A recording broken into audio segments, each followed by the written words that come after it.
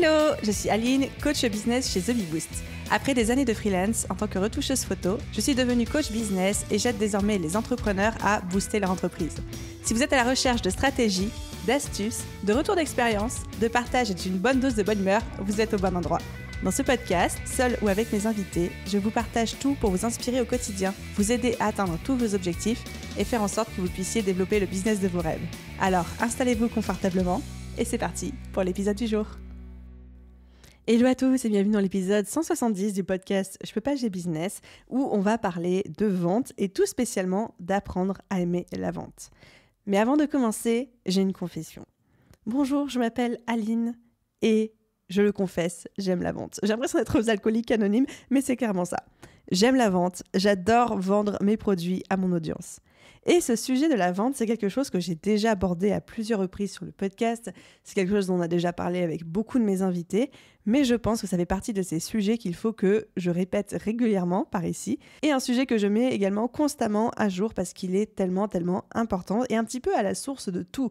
Parce qu'au final, en tant qu'entrepreneur, je le dis souvent, c'est de notre responsabilité de vendre à nos clients. Ce n'est pas la responsabilité ou le rôle de nos clients de nous trouver, de nous démarcher, de demander qu'est-ce qu'on a à leur vendre et d'acheter chez nous. C'est de notre responsabilité de faire tourner notre business en vendant à nos clients. Et donc apprendre à aimer la vente, tomber en amour avec la vente, c'est un petit peu la clé pour avoir un business serein, un business qui rapporte du chiffre d'affaires. Enfin, en tout cas, c'est une des clés, mais une clé très importante. Et donc, j'avais envie aujourd'hui de vous faire un épisode un petit peu plus court, mais de vous raconter, de vous donner des petites clés sur comment apprendre à aimer la vente, de la même manière que je suis passée d'une entrepreneuse qui détestait parler d'elle, parler de ses produits, qui a fait tellement peur de passer pour une marchande de tapis ou d'embêter les gens ou de me faire mal voir et juger, à quelqu'un qui adore répéter, qui adore vendre, à tel point que c'est même maintenant mon équipe qui parfois me dit « Non mais Aline, on y va mollo, doucement, laisse les gens respirer un petit peu ». Alors, comment est-ce que j'ai vécu cette transformation et quelles sont les étapes que j'ai repérées ? Eh bien, c'est tout le sujet de ce petit épisode d'aujourd'hui. J'espère que vous êtes prêts parce que c'est parti. Déjà, avant même de commencer, j'avais envie qu'on fasse une petite rétrospective sur pourquoi généralement est-ce qu'on n'aime pas la vente ? Pourquoi est-ce que la plupart d'entre nous, et quand je dis nous, c'est parce que je pense à la Aline d'il y a 2 ou 3 ans et je me mets clairement dans le même sac que tous ceux d'entre vous qui détestent la vente. Pourquoi est-ce qu'on n'aime pas la vente ? Pourquoi est-ce que la plupart d'entre nous en ont peur ou alors en ont une mauvaise image ? Et là, on a déjà un petit peu 2 voies de tendance qui se démarquent. On a les gens qui ont peur de la vente. Il y a les gens qui n'en ont pas forcément peur, mais qui en ont une mauvaise image. Alors, explorons un petit peu ça. Les entrepreneurs qui n'aiment pas vendre parce qu'ils en ont une mauvaise image sont des personnes qui pensent généralement démarchage téléphonique, sollicitation intempestive, donc des choses qui génèrent plutôt des émotions négatives. Quand nous, en tant que personnes démarchées ou sollicitées de manière intempestive, on le vit. Et on se dit que si nous, on commence à vendre, ça va faire ce même genre d'émotion, ça va générer ce même genre d'émotion chez les autres. Et c'est vrai que quand on évolue dans une société où les images de la vente, ce qu'on a, sont des trucs qui nous-mêmes nous font vivre des émotions négatives, de la frustration, de la colère, j'en ai marre, de la peur, des choses comme ça, forcément on n'a pas envie, entre guillemets, d'infliger ça aux autres et donc on a une mauvaise image de la vente. Donc ça c'est première piste, peut-être que ça résonne chez certains d'entre vous. Deuxième piste, il y a les entrepreneurs qui ont peur de la vente. Peur de la vente parce qu'ils pensent que quand ils vont essayer de vendre, ils vont essuyer des échecs, des refus et donc être rejetés, ou alors qu'ils vont déranger la personne, donc là encore on arrive sur le rejet, ou alors être jugés, passer pour des vendeurs de tapis, des personnes intéressées et donc être rejetés. Donc la peur de la vente, c'est souvent la peur du rejet, la peur de ne pas être bien considéré par d'autres êtres humains, la peur d'être mis à l'écart. Ou alors, comme on l'a commencé à dire tout à l'heure, une mauvaise image de la vente qu'on peut avoir parce que les exemples qu'on a autour de nous ne nous ont pas montré une belle facette de la vente et parce qu'on se dit « Ok, moi j'ai pas envie d'être dans la catégorie marchand de tapis ».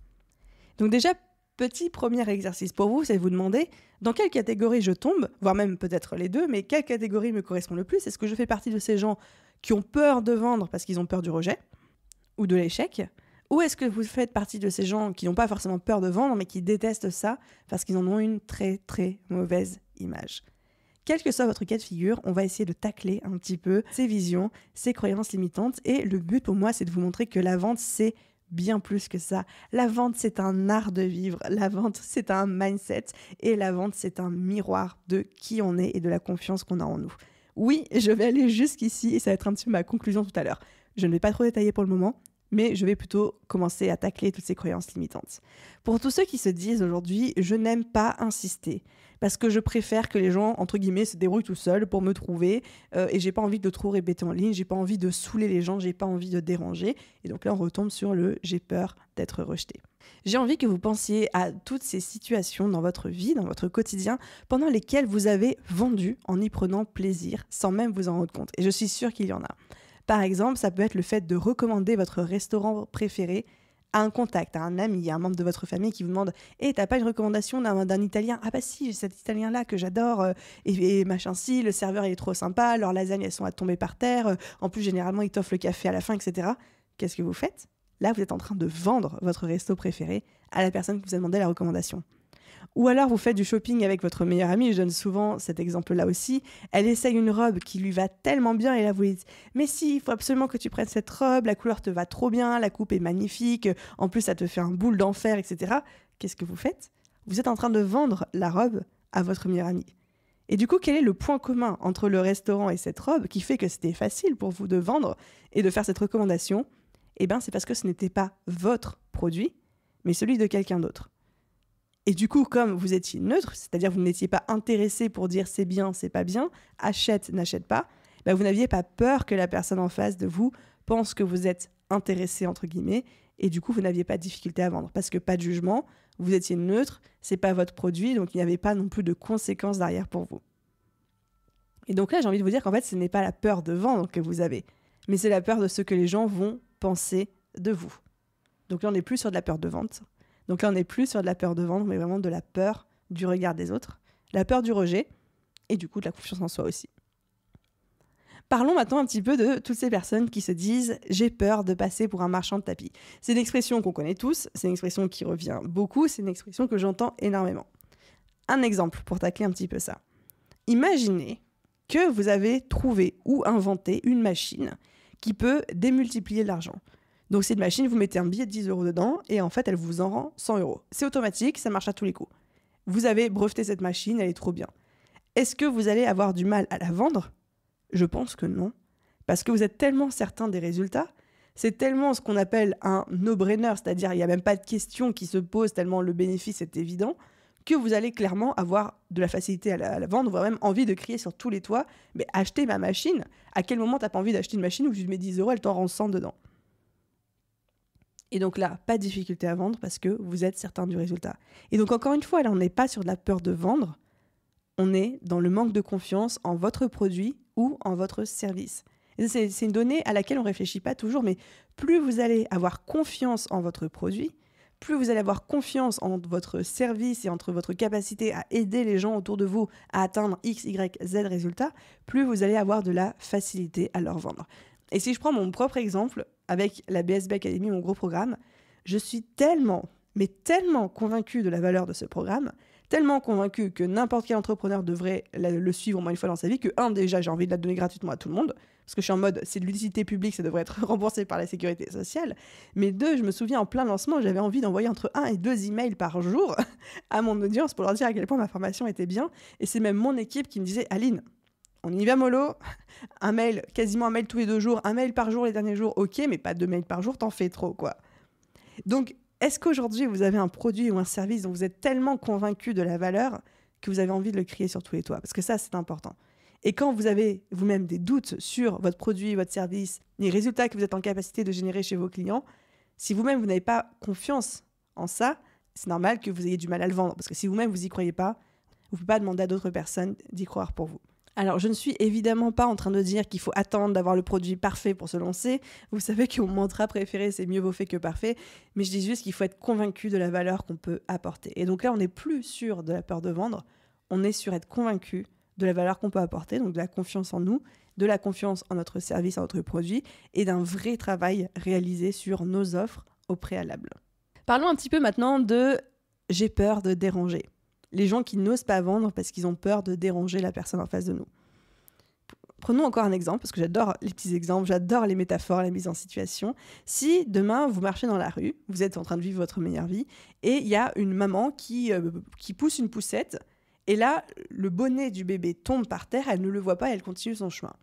Je pense que 99% d'entre vous, vous allez prendre le bonnet, courir après la maman et lui dire « Excusez-moi madame, vous avez fait tomber ce bonnet-là ». Elle va vous regarder en mode « Ah mais oui, merci ». Ou alors, si vous voyez quelqu'un qui s'apprête à faire une énorme bêtise, par exemple, il est sur son portable, traversé au feu rouge alors qu'un camion arrive, vous allez courir vers lui, vous allez lui prendre le bras, vous allez lui dire stop, etc. Pourquoi je vous cite ces exemples ? Tout simplement pour vous montrer que dans votre vie de tous les jours, vous n'hésitez pas à déranger les gens lorsque c'est nécessaire, parce qu'ils ont fait tomber un truc par terre, ou parce qu'ils sont en train de se mettre dans une situation dangereuse, en train de faire une bêtise, etc. Donc vous n'avez pas peur de vendre parce que vous avez peur de déranger.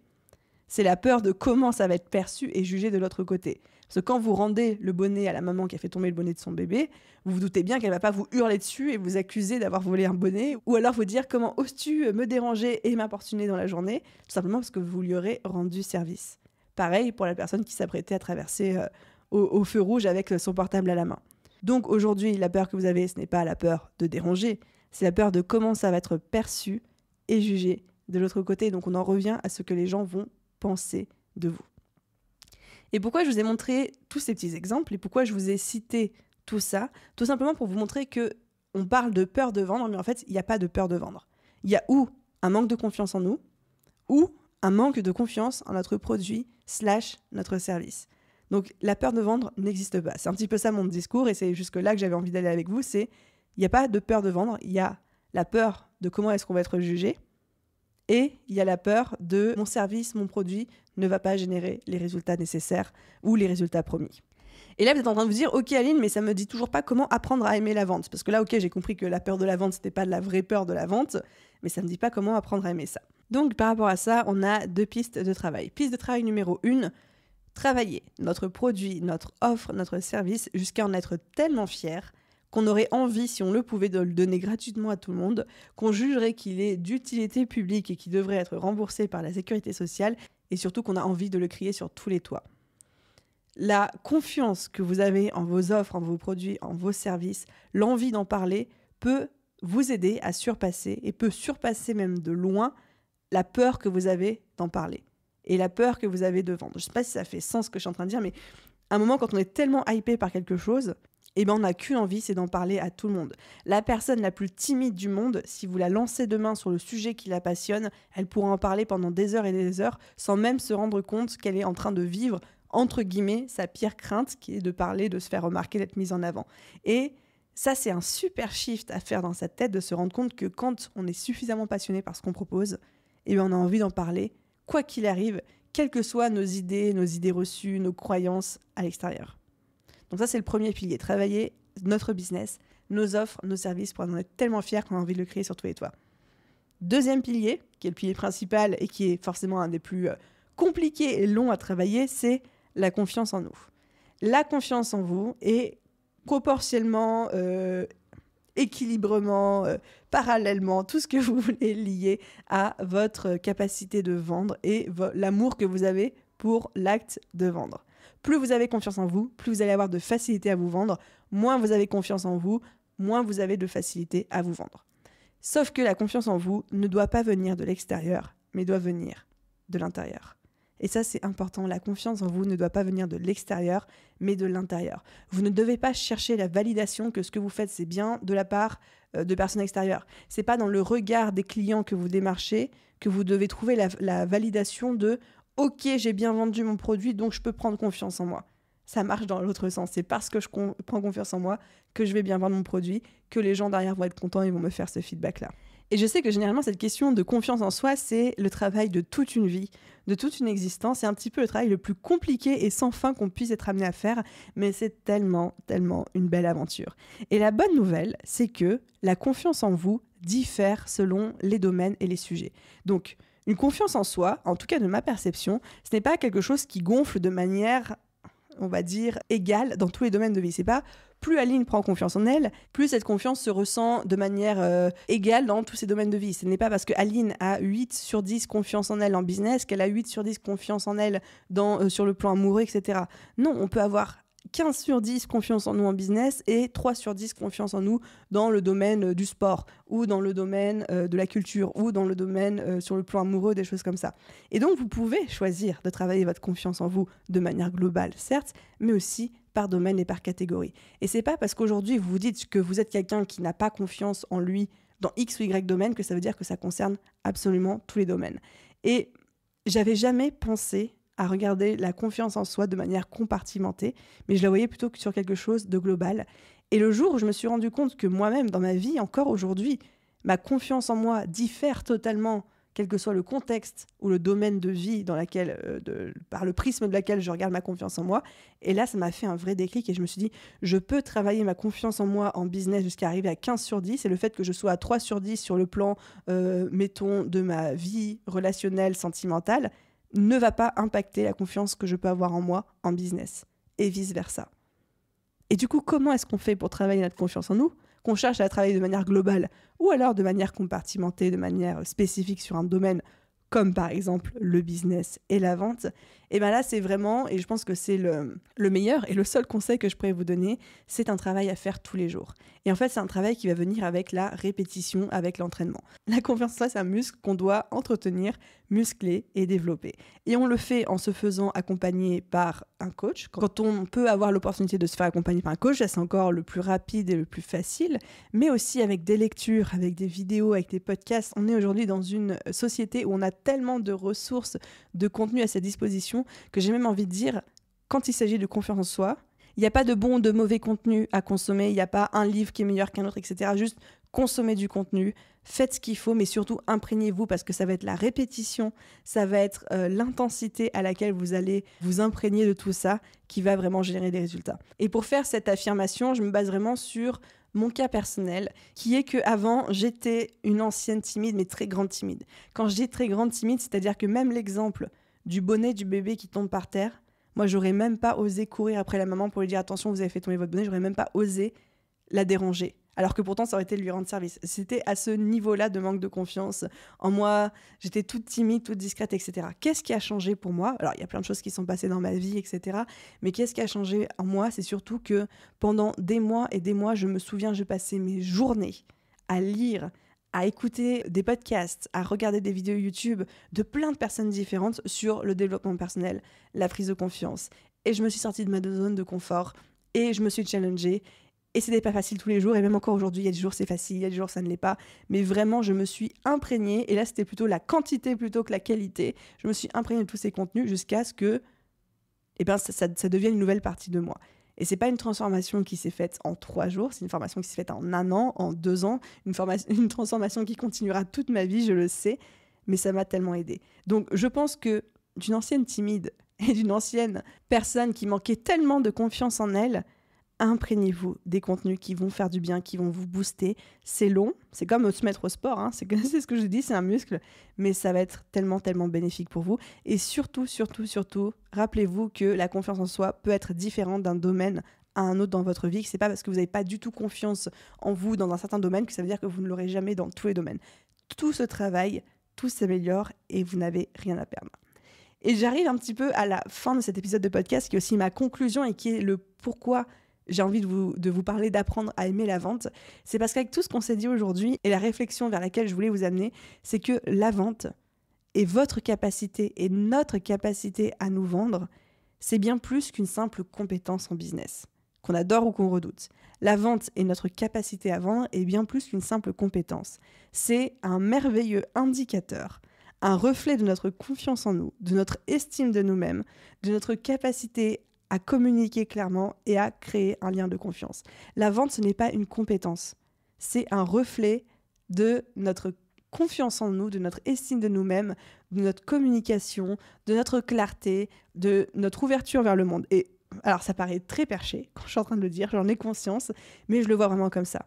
Et apprendre à aimer la vente, pour moi, c'est apprendre à aimer cet aspect de moi qui est en train de se développer, qui est un indicateur de l'entrepreneur ou de l'entrepreneuse que je suis en train de devenir, et que ce n'est pas juste un acte tout droit venu des flammes de l'enfer, mais surtout un miroir de ma progression en tant qu'être humain, de ma maturité, de mes capacités de communication, de mon ouverture vers le monde, comme je l'ai dit, et surtout comme un jeu.